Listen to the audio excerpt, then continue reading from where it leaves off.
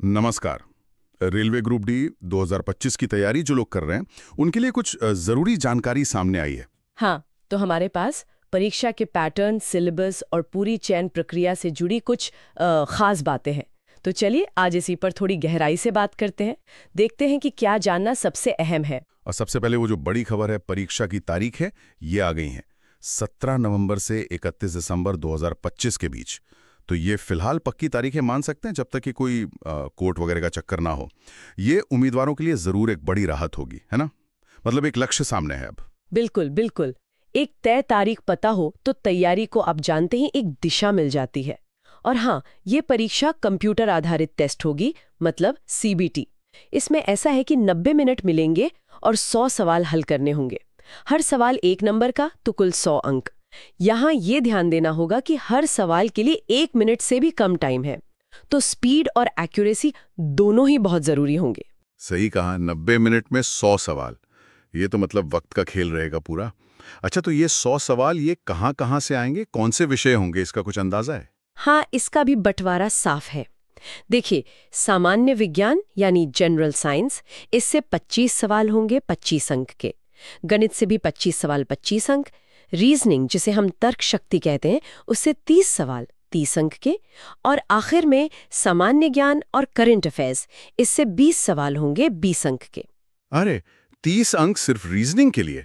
ये तो काफी ज्यादा वेटेज है। हाँ जी। लगता है रेलवे जो है वो लॉजिकल थिंकिंग और प्रॉब्लम सॉल्विंग पर काफी जोर देता है। निश्चित रूप से, बिल्कुल।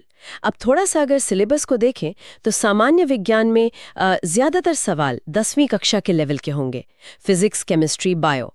और ये जरूरी भी है क्योंकि ग्रुप डी के काम में अक्सर थोड़ी बहुत वैज्ञानिक, समाज, सेफ्टी रूल्स की जानकारी होनी चाहिए, है ना? खासकर जब मशीनरी वगैरह के साथ काम करते हैं। सही बात है। और गणित में, उसमें किस तरह के सवाल होंगे, बेसिक या एडवांस? नहीं, गणित में ज्यादातर बुनियादी अंक गणित पर ही जोर रहेगा, जैसे वो एलसीएम, अनुपात, समय दूरी, प्रॉफिट लॉस, परसेंटेज। मतलब वो हिसाब किताब जो रोजमर्रा के काम में भी लगता है। तो यहाँ बस बेसिक कॉन्सेप्ट्स पक्के होने चाहिए। ठीक है। और ये जो 30 नंबर वाली रीजनिंग थी, इसमें क्या चीजें खास होंगी? रीजनिंग में, जैसा आपने कहा, लॉजिकल सोच ही परखी जाती है। तो वो कोडिंग, डिकोडिंग, सीरीज पूरी करना, ब्लड रिलेशन वाले सवाल, डायरेक्शन सेंस, इस तरह के प्रश्न आमतौर पर होते हैं। ये दिखाता है कि उम्मीदवार पैटर्न कितनी जल्दी समझता है, लॉजिकल निष्कर्ष निकाल पाता है या नहीं। ये तो खैर किसी भी काम में जरूरी है। और आखिर में वो सामान्य ज्ञान और करंट अफेयर्स के 20 अंक, उसके लिए क्या करना चाहिए? नज़र रखनी ही होगी। जो जानकारी मिली है उसमें जैसे राष्ट्रीय महत्व के विषय, खेल कूद, अवार्ड्स, इन सब का जिक्र है।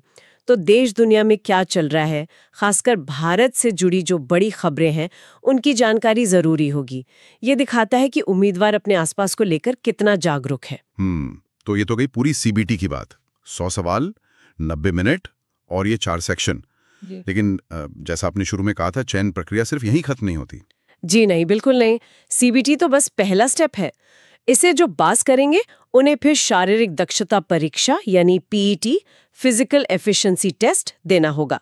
इसमें दौड़ हो सकती है या शायद कुछ वजन उठाने का टास्क हो।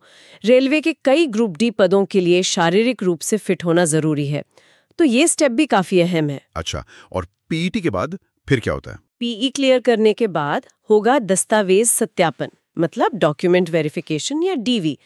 यहाँ आपके सारे जरूरी कागजात, जैसे आपकी पढ़ाई के certificate, age proof, caste certificate अगर लागू होता है, वो सब चेक किए जाते हैं।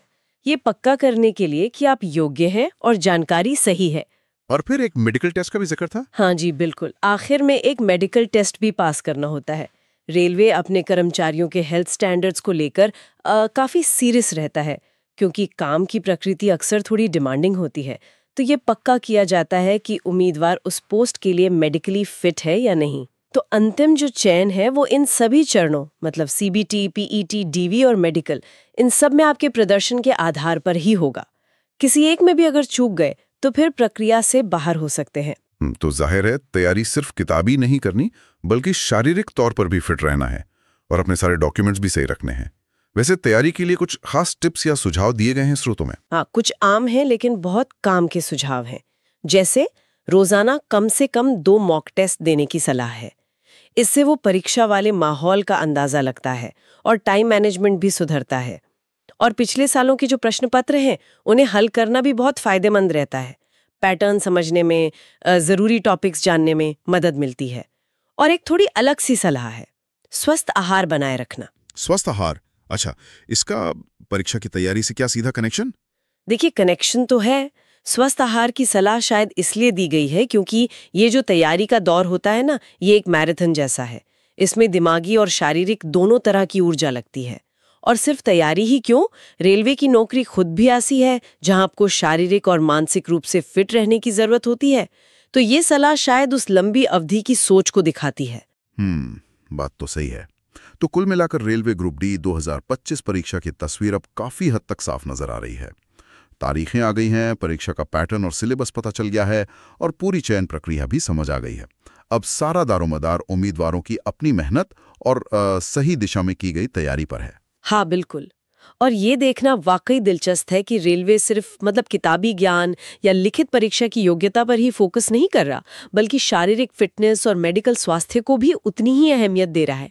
ये शायद इस बात पर जोर देता है कि रेलवे जैसी इतनी बड़ी और जरूरी संस्था, जो एक तरह से देश की जीवन रेखा है, वो अपने हर कर्मचारी से